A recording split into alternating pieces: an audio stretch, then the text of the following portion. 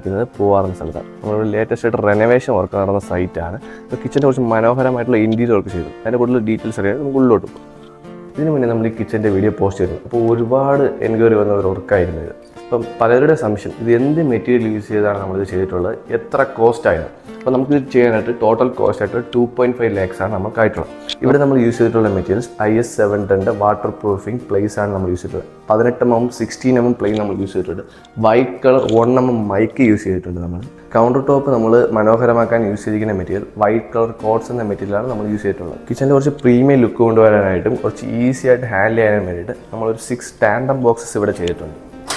കിച്ചൻ്റെ സെൻട്രലായിട്ട് നമ്മളൊരു ചെറിയ ഡൈനിങ് ഏരിയ നമ്മളിവിടെ അറേഞ്ച് ചെയ്തിട്ടുണ്ട്. ഇതിൻ്റെ ടോപ്പിൽ യൂസ് ചെയ്യുന്ന മെറ്റീരിയൽ കോട്ട്സ് എന്ന മെറ്റീരിയലാണ്. ഒരു വൈറ്റ് കളറും ഒരു വുഡ് ഫിനിഷ് ആയിട്ടുള്ള ഒരു തീമാണ് നമ്മൾ യൂസ് ചെയ്യുന്നത്. ഇതുപോലുള്ള ഇൻഫോർമേറ്റീവ് വീഡിയോസിനായി താഴെ കാണുന്ന നമ്മൾ കോൺടാക്ട് ചെയ്യുക, നമ്മുടെ പേജ് ഫോളോ ചെയ്ത് വയ്ക്കുകയോ ചെയ്യുക.